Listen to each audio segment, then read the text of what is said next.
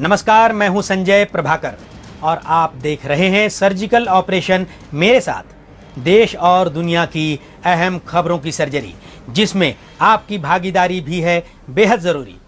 दोस्तों, चीन की तरफ से लद्दाख में भारतीय ज़मीन पर अतिक्रमण की कोशिशें खूब चल रही हैं। दोनों देशों के बीच बॉर्डर पर तनाव चरम पर है। चीन और भारत ने लद्दाख में लाइन ऑफ एक्चुअल कंट्रोल पर अपने अपने सैनिकों की तैनाती बढ़ा दी है, पर चीन इस मुगालते में न रहे कि वो भारत को आज दबा सकता है। 1962 के भारत और आज के भारत में जमीन आसमान का अंतर है। LAC पर मौजूद जवानों की जांबाजी देखकर चीन को समझ में आ गया होगा, ईंट का जवाब पत्थर से मिलेगा। जिनपिंग साहब, सेना की भारी संख्या और गोदामों में भरे हजारों मिसाइलों की संख्या से लड़ाई नहीं जीती जाती, कलेजे में ताकत चाहिए।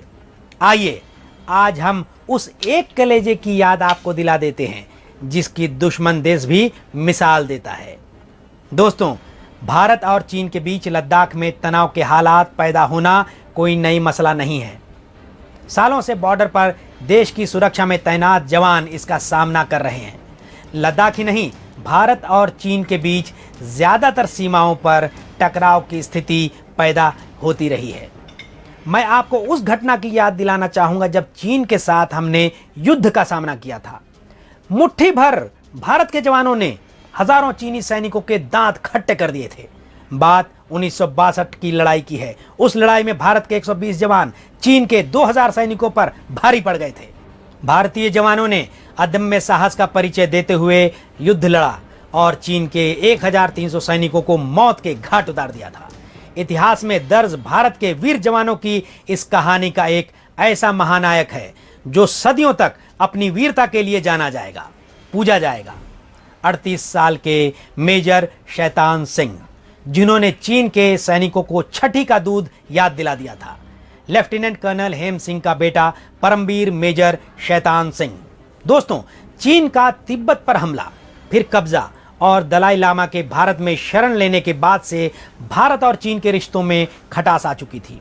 इसके बाद 1962 में भारत और चीन के बीच जंग छिड़ गई। इस दरमियान सेना की 13वीं कुमाऊनी बटालियन की C कंपनी लद्दाख में तैनात थी। मेजर शैतान सिंह इस टुकड़ी को लीड कर रहे थे, जिसमें 120 जवान मोर्चे पर तैनात थे। भारत को आज़ाद हुए महज 15 साल हुए थे। दुनिया का सेकेंड वर्ल्ड वॉर से उबरे ज़्यादा वक्त नहीं बीता था। एटम बॉम्ब की तबाही का मंजर और उससे मिले घाव अभी भरे भी नहीं थे। चीन अपने नापाक इरादे को लेकर भारत की तरफ चढ़ाई कर रहा था। भारतीय जवानों के पास चीन का मुकाबला कर सकने लायक न तो हथियार थे और न ही लद्दाख की कड़कड़ाती खून को जमा देने वाली ठंड से बचने के लिए वैसे कपड़े, पर जज्बा अपने शिखर पर था। चीन ने 18 नवंबर 1962 की रात लद्दाख में भारतीय चौकी पर हमला बोल दिया था। भारतीय जवानों ने रेजांगला पॉइंट में चीनी सैनिकों का सामना करना शुरू किया। सैनिकों को लीड कर रहे जब मेजर शैतान सिंह को इस बात का एहसास हो गया कि चीन घातक हमला करने की फिराक में है, उन्होंने फौरन अपने सुपीरियर अफसरों को वायरलेस पर मैसेज भेजा और लड़ने को लेकर असलहों की मदद मांगी, हथियारों की मदद मांगी, पर ऊपर से कहा गया कि अभी किसी तरह की मदद पहुंचा पाना संभव नहीं है, इसलिए सभी सैनिकों को लेकर वो पीछे हट जाएं। पर पीछे हटने की बात मेजर शैतान सिंह के दिल में नश्तर से चुभ गई। उन्होंने पीछे हटने की बजाय डटकर मुकाबला करने का फैसला किया और अपने सैनिकों को बुलाकर कहा कि हम 120 हैं और दुश्मनों की संख्या हमसे बहुत ज़्यादा हो सकती है और हमें कोई मदद मिलने की संभावना भी नहीं है। हमारे पास मौजूद हथियार भी कम पड़ सकते हैं। हो सकता है कि इस लड़ाई में हम शहीद भी हो जाएं। ऐसे में अगर कोई जान बचाना चाहता है तो वो पीछे हटने के लिए आज़ाद है, लेकिन मैं मरते दम तक मुकाबला करूंगा। शैतान सिंह के इन शब्दों ने सैनिकों के खून में उबाल सा ला दिया। चीनी दुश्मनों को माकूल जवाब देने को लेकर रणनीति तैयार की गई। मेजर शैतान सिंह ने कहा कि हमारे पास गोला बारूद कम है और दुश्मनों की संख्या ज़्यादा है। ऐसे में कोशिश करें कि एक गोली भी बर्बाद ना होने पाए। हर गोली निशाने पर लगे, साथ ही मारे जाने वाले हर दुश्मन से बंदूक छीन ली जाए। इधर मेजर शैतान सिंह की रणनीति तैयार हो रही थी तो उधर दुश्मन देश के सैनिकों ने बुजदिल चोरों की तरह भारतीय जवानों पर आक्रमण करने का प्लान तैयार किया। रेजांग ला में तैनात मेजर शैतान सिंह के जांबाज सैनिकों ने पौ फटने से पहले रात के धुंधलके में कुछ हलचल देखी। सभी चौकन्ने हो गए। सैनिकों ने देखा रोशनी के गोले की तरह कुछ चीज उनकी तरफ चली आ रही है। मेजर शैतान सिंह ने अपने सैनिकों को फायर करने का आदेश दे दिया, लेकिन ये एक छलावा था। चीनी सैनिकों की एक चाल थी। चीन के सैनिकों ने याक के गले में लालटेन लटकाकर उन्हें भारतीय चौकी की ओर हाँक दिया था, ताकि भारतीय जवान वहम में आ जाएं, कंफ्यूज हो जाएं। बताया जाता है कि चीन के सैनिकों को भारत के सैनिकों के पास मौजूद हथियार और गोला बारूद की मात्रा को लेकर खुफिया जानकारी मिल चुकी थी, इसलिए उन्होंने भारतीय सैनिकों की गोलियां खत्म कराने के लिए ये शातिर चाल चली। इसके बाद चीन के सैनिकों ने भारतीय चौकी की ओर बढ़ना शुरू कर दिया और सुबह करीब 5 बजे भारतीय सैनिकों ने चीन की सेना पर गोली बरसानी शुरू कर दी। कुछ ही देर में दुश्मनों की लाशें गिरनी शुरू हो गईं। इसके बाद चीन ने हमला जोर कर दिया। तब तक चीनी आक्रमण का सामना कर रहे भारतीय सैनिकों की बंदूकों की गोलियां खत्म हो चुकी थी। चीन की सेना ने रेजांग ला पर मोर्टार और रॉकेट से गोलाबारी शुरू कर दी। रेजांग ला पर भारतीय सैनिकों का कोई बंकर भी नहीं था। दुश्मन रॉकेट पर रॉकेट दागे जा रहे थे और इसी दौरान जांबाजी से दुश्मनों का सामना कर रहे मेजर शैतान सिंह को गोली लगी और वो छलनी हो गए। मेजर खून से लथपथ हो चुके थे। साथ ही सैनिक घायल देखकर शैतान सिंह को एक बड़ी बर्फीली चट्टान के पीछे लेके गए ताकि उनकी जान को बचाया जा सके, लेकिन शैतान सिंह ने मेडिकल हेल्प लेने से इनकार कर दिया। मेजर शैतान सिंह ने दोगुनी जोश के साथ अपने सैनिकों को आदेश दिया कि फौरन एक मशीन गन लेकर आए और गन के ट्रिगर को रस्सी से उनके पैर से बांध दे। इसके बाद उन्होंने दुश्मनों पर हाथ से नहीं, अपने एक पैर से फायरिंग करनी शुरू कर दी। गजब की वीरता। दुश्मनों के खेमे में भी आतंक मच गया, लेकिन वक्त की नजाकत को मेजर शैतान सिंह जान चुके थे। वो जानते थे कि 2000 चीनी सैनिकों के सामने 120 भारतीय हार जाएंगे।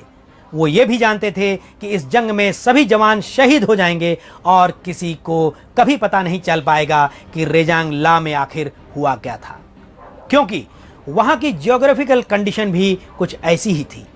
इसी दौरान उन्होंने अपने 2 घायल सैनिकों रामचंद्र और निहाल सिंह से कहा कि वे चौकी छोड़कर चले जाएं।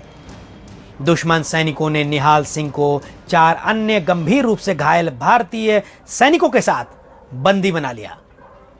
सिर्फ 120 भारतीय जवानों की बटालियन ने चीन से हुए इस युद्ध में 1300 चीनी सैनिकों को मौत के घाट उतार दिया था। युद्ध में दुश्मनों को नानी याद दिला देने वाली 13वीं कुमाऊनी बटालियन की इस पलटन के 120 में से 14 जवान जिंदा बचे और बाकी ने सर्वोच्च बलिदान को गले लगा लिया। पर मेजर शैतान सिंह कहाँ गए? दुश्मनों की गोलियों से बुरी तरह घायल मेजर शैतान सिंह बहुत खोजने के बाद भी नहीं मिले। बर्फ की सफेद चादरों की कफन ने उनकी शहादत को सलामी देते हुए उनके पार्थिव शरीर को सहेज कर रखा था।